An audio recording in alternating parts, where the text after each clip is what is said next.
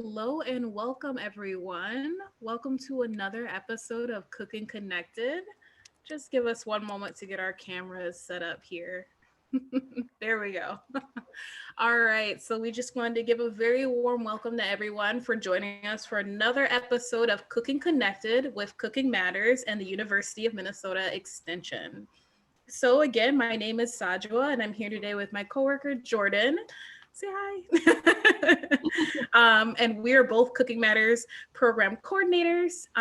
So just to recap from last week, we made the turkey taco recipe. Go ahead and check out our Facebook page if you want to see how that turned out. Chef Jordan posted a really awesome picture, and it looked beautiful, I gotta say. We also want to say thank you to all of the people who have been supporting us through comments, messages, all of that. We've received so much support in the last week. So we really appreciate you guys helping us do this kind of work in the community. As you know, normal Cooking Matters class is a 6-week nutrition-based cooking class. And usually we meet once a week for about 2 hours. Classes feature a culinary instructor, so that would be Jordan, and a nutrition educator, that's going to be me. And usually they work together to guide the class through a cooking demonstration and a nutrition lesson. So, as always, our goal for today is to connect with the community over a delicious and healthy meal, of course. We're going to practice a new recipe, and we're going to share tips for eating healthy on a budget. Before we move forward with our recipe, I do want to remind you guys to please go ahead and take our survey. I have a link to the Cooking Matters survey down below in the comments. Go ahead and click that. And today's program code for the survey, let me make sure that's in view. There you go, nice and pretty. Our program code for this episode of Cooking Connected with the stir fry vegetables and rice is going to be E096 743. So that's going to be our program code for the survey linked below. If you have some extra time in the day, we'd appreciate you going ahead and taking that survey for us. Again, that helps us move forward with this kind of new work, this new territory, and we appreciate feedback. We want to make these videos better for you guys. So now I'm going to go ahead and pass the mic to Jordan, and we're going to get started with our recipe. So today we're going to be making another Cooking Matters classic. We are going to be making veggie and rice stir fry. This is a really great recipe. I really enjoy it because it kind of helps me clean out my fridge a little bit. So any vegetables that are about to go bad, I kind of throw into a stir fry quick so then I can use them up and not waste the money on vegetables by just throwing them away. So this is a really great recipe. What do you think about this one, Sajwa? Oh my goodness. Again, I love this recipe, a Cooking Matters classic. A few of my favorite things is using the low sodium soy sauce. I think that's awesome. It's a great way to get the yummy soy flavor without the extra sodium. I love that we add ginger into this recipe. I think that adds a really unique and tasty punch to the recipe. I also love the brown rice. Of course, my whole grains. I love the brown rice. I love that it's a great way to add whole grains to our plate and really complete our my plate. So with this recipe, only 2 things would be missing, and that would be our fruit and our dairy option. So just think about that when you move forward with your my plate and you're making meals and recipes yourself. Think about ways that you can incorporate maybe a fruit into something like this or a dairy option into something like this. All things to think about. Yeah. All right. So with that, we can go ahead and get started. The first thing we always do as, again, wash your hands. I've already washed my hands, 20 seconds, singing ABCs, happy birthday. Yep, and getting all the surfaces of your hands. The next thing you're going to want to do is go ahead and sanitize your countertops, make sure everything's clean. And then as we went over last week, we're going to get our mess in place, or mise en place. And we're going to go ahead and just get everything together. So I'm going to go ahead and turn you guys. And I have already prepped everything here. So today we're going to be working a lot. Obviously we're stir frying, so we're going to be using a pan. You're going to need a whisk, some measuring spoons, a cutting board, and a knife. We're going to be doing a lot of knife skills today. So then we've got our chef's view again over here. So with that, let's go ahead and get started. Step one is to go ahead and cook your rice following the package directions, and then we can set that aside. So this is a first step, a really good first step to take. Kind of get that out of the way. So I have cooked our rice. It's sitting over here nice and warm on the side. Nice. Yes, and then next we're going to go ahead and rinse chop our broccoli. Today we are going to be using a frozen broccoli.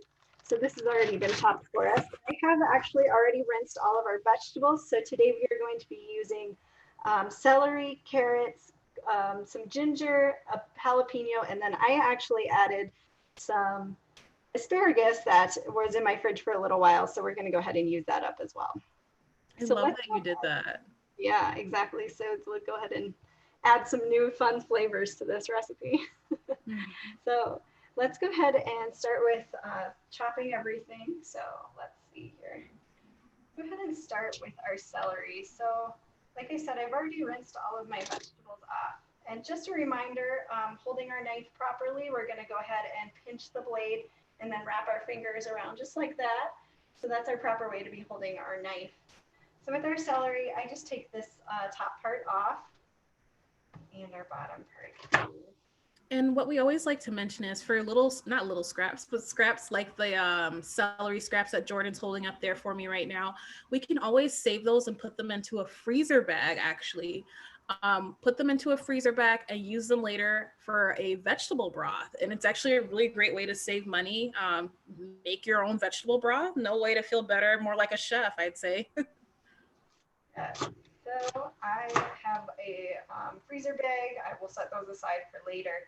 I'm actually not a huge fan of celery, so I'm going to cut this up pretty fine, as you're seeing right here. I did cut it in half, just making sure that we are using proper knife techniques, and then our claw, again, to hold our items so they don't move around on us. And then we're just going to go ahead and make little slices. If you don't mind celery, feel free to, make these in bigger chunks. But like I said, in our household, we're not huge fans of celery, so we're just going to cut them kind of small. And Jordan, while you're working on that, I do want to just ask if you could please project your voice a little bit. It seems like we're having a little trouble hearing you on our side. I think maybe just because we're a little distant. I don't know.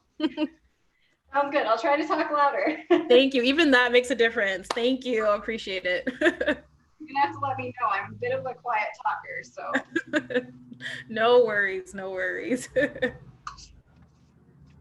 we got our celery chopped here. Next, let's move on to our carrot. So our carrot is a really dense vegetable. So we're going to cut these really fine. So you'll see these pre-cut ones I've done very thin. That way when they're cooking, they don't take so long to cook. Right.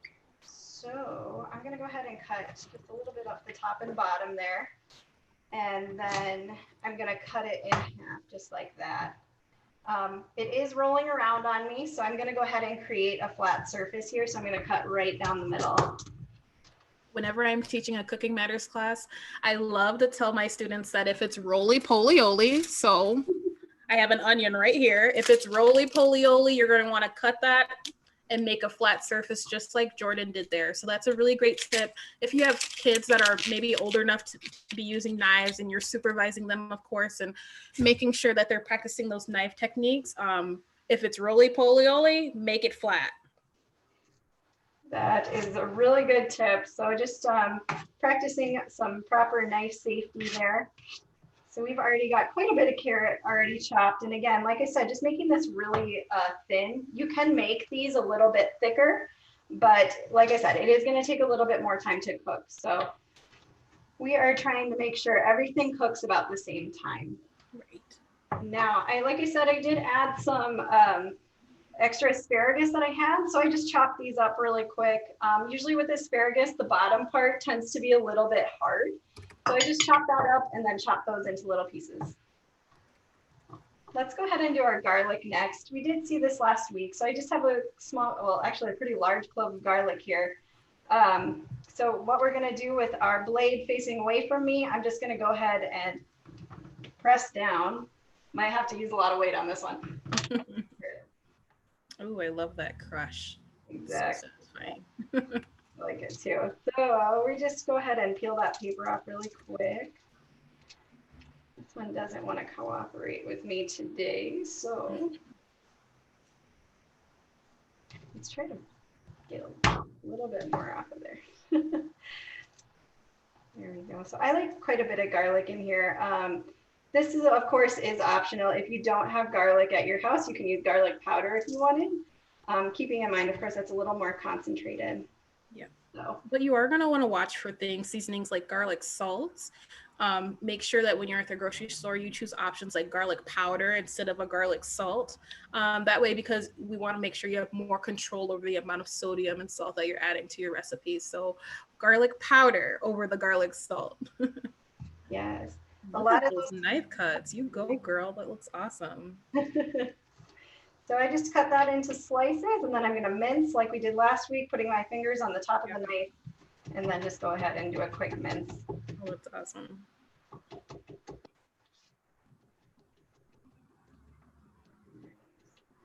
A lot of vegetables to cut on this recipe today.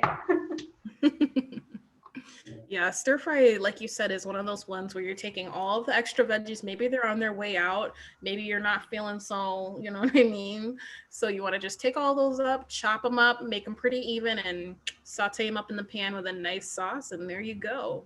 Yeah. And then this recipe, of course, we are using frozen broccoli today. You can use frozen vegetables. A lot of times I like to use a frozen stir fry blend. For my stir fries, if you don't have time to chop up all of these fresh vegetables. So we're also going to be adding a jalapeno. I just cut the top off, and then I'm going to go ahead and cut the bottom off too. You probably are going to cut these a little bit differently than I will. I like a little bit of spice in my food, but not too spicy for me. So. And I think that, isn't it that the seeds and the veins and the different peppers are what adds that spice? Exactly. So, yeah, look at that. It looks so beautiful. Now I'm a spicy girl, so I might even put some of those seeds in there depending on how I feel, and maybe a little cayenne. So, season to taste. Yep. If you do like that, you can go, like Sajwa said, go ahead and add those seeds in there. I do not like so much spice, so I'm going to go ahead and take those out. Leave them off to the side here. But like Sajwa was saying, those white pieces in there also are the spicy parts along with our seeds. My goodness, I'm making a mess today, but that's all right. I'm just going to go ahead and cut this into quick strips.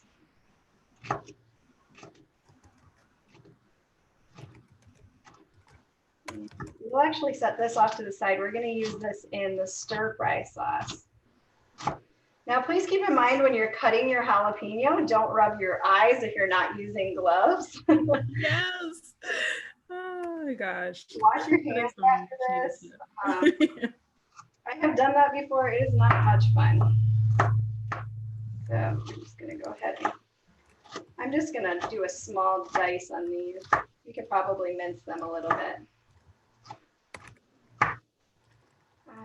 And if there's any other vegetables that you have in your fridge that you want to add, you know, you can definitely add those. I've added bell peppers. My husband really enjoys adding those baby corn that are in the can.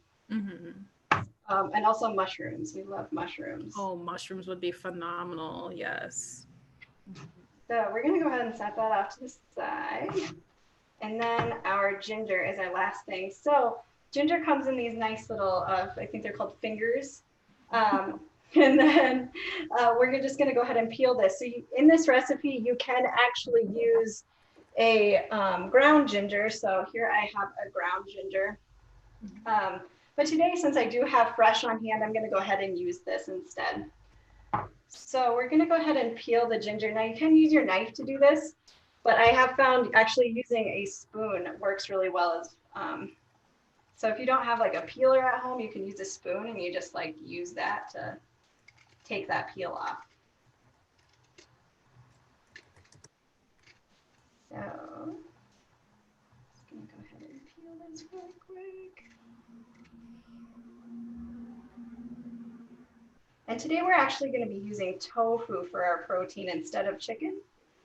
So we're going to go ahead and cut that next after we get our ginger all cut up here. Yeah. Yeah, I think tofu is a really great option for a recipe like this. It's really easy to use. I know it can be a little nerve-wracking to use at first, especially with your first time, but Jordan's going to show us really quickly, well, not really quickly, but rather soon, how to go about that. I love adding it into my food. It's a cheap alternative to meat. I mean, soy protein is a great option if you're looking for alternative proteins. And it just cooks really well in a stir fry, in my opinion. So, Yes, I really enjoy tofu. We really like it in our house, so we've got a couple tools that will show you how to work with tofu. ooh, thank you, thank you. Awesome. So we've went ahead and minced our ginger here. I actually have a little bit already minced. So like I said, with the garlic powder, the ginger powder is also pretty concentrated. Mm-hmm. I'm going to add a little bit more ginger. I'd say about a tablespoon of ginger is what I'm going to add today to my recipe. So let's go ahead and move on to step 2. So, all right. So now we're going to go ahead and move on to our protein. If we can use chicken in this recipe. If you are using chicken, please keep in mind food safety. Work with your vegetables first, and then put your chicken on your cutting board and work with that. We want to keep our chicken and our vegetables separate, for food safety reasons. Yep. Today we're going to be working with a tofu. This is one that I had on hand. So I usually buy an extra firm tofu. If you can see like a silken tofu in the store, typically I'll put those actually in smoothies. Those tend to be a little not as firm. You'll also notice that it is actually packaged in water. So the tofu is pretty moist. So you can actually use paper towels to get rid of that moisture and squeeze it out. I actually bought a tofu press. What? That's awesome. So we just have, you just throw your tofu in here, and then it squeezes down on it, and then you get rid of the water. So oh, that's phenomenal. Oh my goodness. And I feel like that would save me so much time in the kitchen instead of pressing and pressing with my paper towels. But you can use the paper towels as well. You just press down with the paper towels and get that moisture out of there. So this is what our tofu comes out pressed. So it's just a little bit drier. Yeah. And I'm just gonna go ahead and cut this into cubes really quickly. Now, the fun thing about tofu is it takes on the flavor of whatever you're cooking it with. So it's very versatile when you're cooking. You don't have to worry about like, oh, is this going to match with my recipe? Will this fit in? It will take on whatever it's being cooked with. So I love the versatility of tofu like that. And I know Jordan already kind of mentioned this. So with this recipe, you could use something like a chicken if you wanted. Again, you're going to want to be careful and make sure that you're temping your meat correctly. So right here, I have my little meat thermometer. There we go. And usually pretend this is my meat. Make sure you're going to want to make sure you stick your thermometer into the meat. There's a little notch up here, actually. I don't know if you guys can see that, but if you guys have thermometers at home, you might be able to see that. There it is. There's a little notch there. You're going to want to make sure that your meat is, or that the thermometer is deep enough to cover that notch. And you're going to want to let it sit there. If you need to stack up pieces of meat to get it tall enough to fully cover that notch, feel free to do that. You're going to get that into your meat, and you're going to want to make sure you get it to 165 degrees. So for things like for chicken, it's 165. For things like maybe a beef or a pork that's ground, you're going to want to do 160. Let's see, for pork and ham, we're thinking 145. I'm reading this off of the foodsafety.gov website. So we've got correct information here for you guys. You can even tempt things like egg dishes. You're going to want to make sure that that's at a 160. So something like a frittata or a quiche. For fish, we're looking for a 145 or until the flesh is opaque and easy to separate with a fork. So make sure that you're tempting your meat. Make sure that you're getting it to that correct temperature, which is a surefire way to make sure your meat is done. I know a lot of people will use color as an indicator, but that's not the best indicator. A thermometer is a surefire way to make sure that your meat is truly cooked. Yes, it's really important to be temping your meat, like I said, for food safety reasons. So thank you, Sajwa. Yeah. So I have over here, I just went ahead and diced up my tofu. So I just have these nice little cubes of tofu.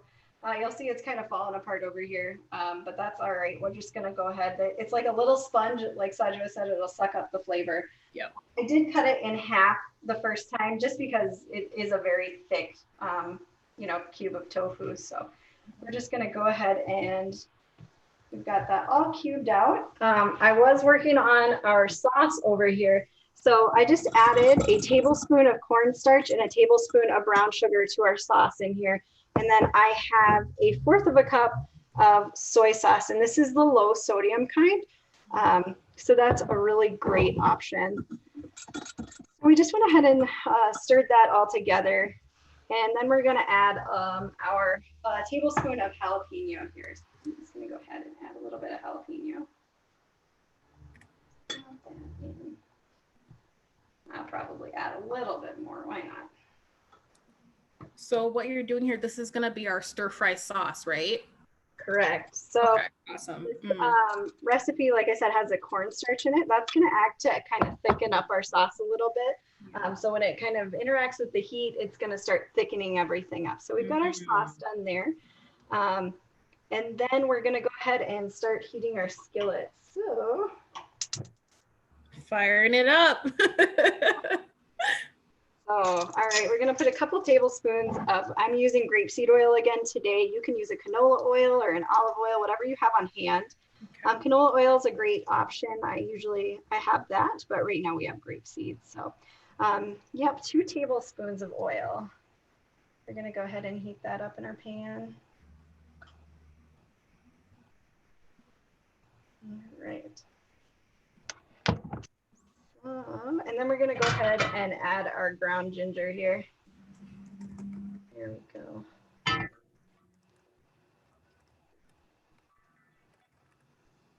There, it's starting to sizzle on me. There we go.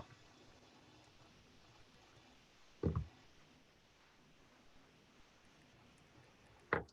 right. So we got our ginger added, and then we're actually gonna add our tofu.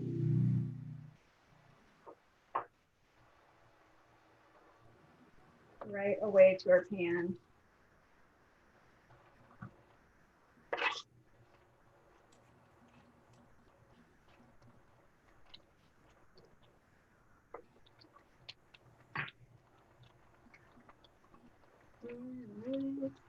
I'm gonna go ahead and let this cook a little bit. Okay.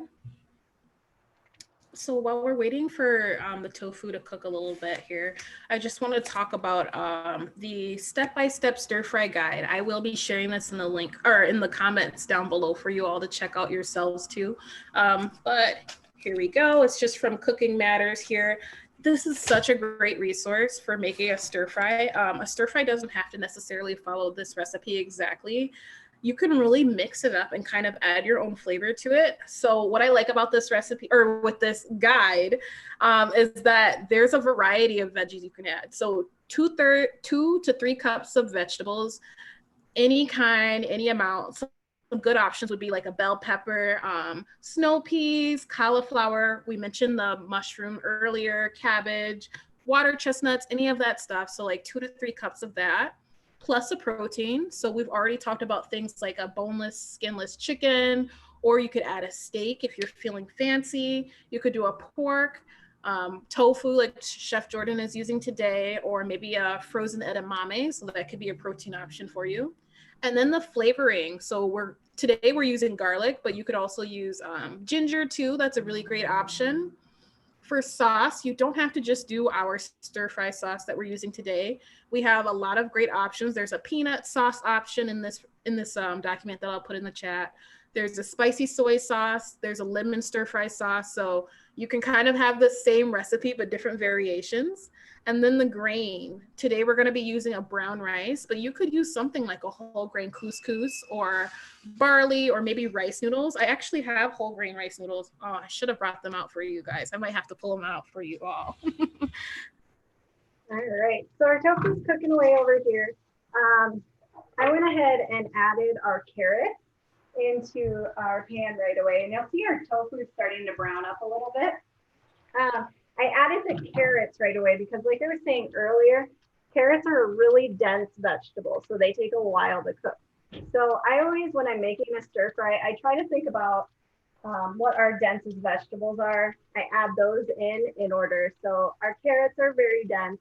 Then I'm going to go ahead and add our asparagus in and let that cook for a little while. So we've got the carrots cooking, and I just ran and grabbed my brown rice noodles. I saw these the other day at the store, and I was like, whoa, this is revolutionary. So this would be another grain option you could use in a stir fry such as this if you wanted to try something a little different. Does it have our seal of approval on here? I don't see the seal of approval, but I am looking here at the ingredients list. So even if I don't have my seal of approval, that golden stamp, I do have my ingredients list, and right there I see that there's brown and white rice in there, and then tapioca, starch, and water. So that does have some whole grains in there. It's kind of like a half and half medium space in between the two. So I'll be linking this below in the comments for you guys to check out. All right, let's go ahead and add, make sure everything's cooking through. So how's it coming over there, Jordan? Looking good. Looking good. Oh, I just cannot wait to see what this looks like. I love stir fry, especially in a class. It's so colorful. I mean, even from what we've seen you chopping up earlier on the chef's view, it was looking so colorful. We're getting all of the rainbow there. So I really like that.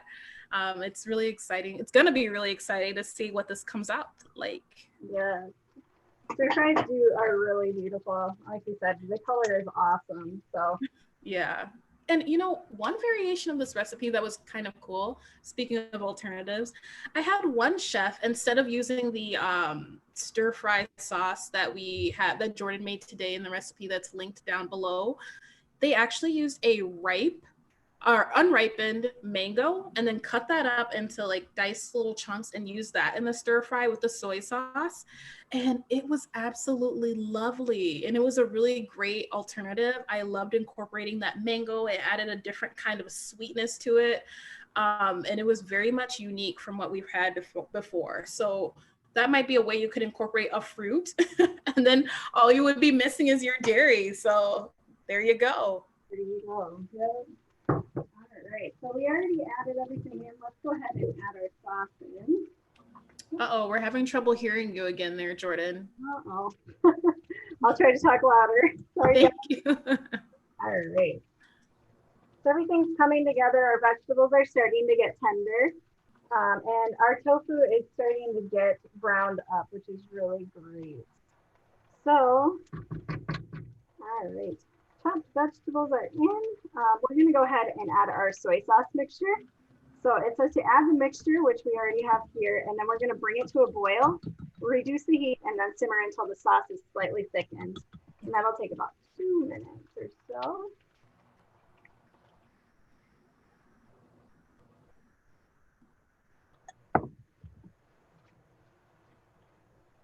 Look at her go. Oh my goodness. So you said you need a few more moments, because I can always give us a little bit more nutrition. Definitely. Yep. Just a few. Okay, she's giving me the green light, you guys. So one of the things that I wanted to talk about today was actually family fitness fun. So right now we're all kind of locked inside, and that's kind of a bummer, and we've got the kids and everything. It can be a bit overwhelming, but I'd love for us to work together on some ways, to maybe talk together on some ways that we can get our family out there active and having fun. Exercise is awesome for kids. So it helps them build strong bones and muscles, improves your sleeping pattern.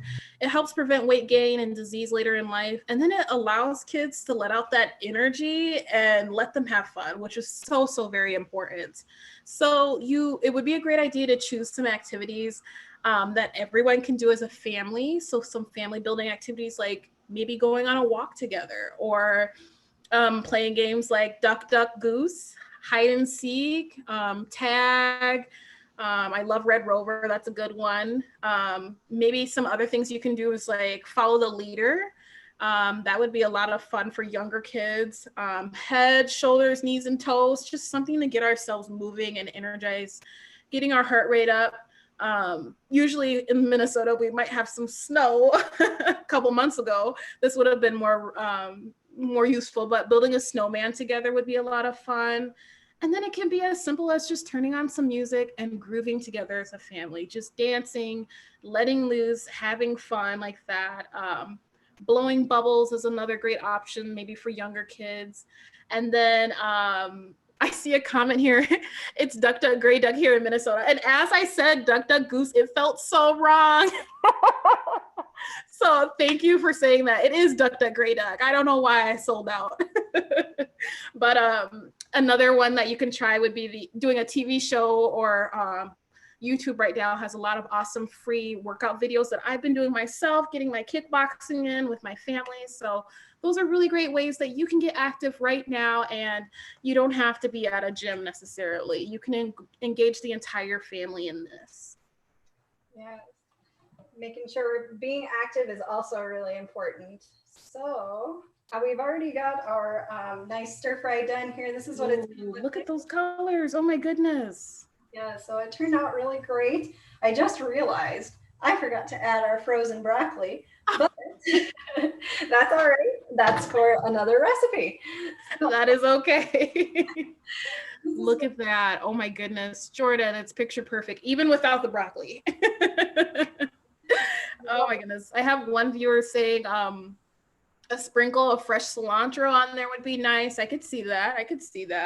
Definitely. Yeah, so turned out beautiful. A great recipe for you and your family, a good leftover recipe as well. So that is our veggie stir fry and rice. All right. So you guys, thank you again for joining us for this episode of Cooking Connected, where we did our stir-fried vegetables and rice. I will be having the link to the recipe posted below, the link to our survey. If you could do us a favor and take that survey for us. Let me just give you the program code one more time underneath my junk. Here we go. So the program code for this episode of Cooking Connected, the stir-fry vegetables and rice, again, that's going to be E096743. And I really would like to thank all of you guys again for your support, your encouragement, your lovely messages. Thank you guys for going to our Facebook page, liking and sharing our recipes, and just engaging with us. It's so wonderful to be connected with the community, especially right now. I don't know about you, but I love it. What about you, Jordan? Definitely. There she goes. She's smiling. She loves it. So go ahead and check out our Facebook page. I will also post that below. And then comment any recipes that you want to see us do next week. We were thinking maybe something a little breakfast. So if you have anything, we're open to any ideas. We love your suggestions and we really appreciate that. So with that being said, thank you again for joining us for Cooking Connected. Thanks, everyone. See you next week. See you next week, everyone. Bye.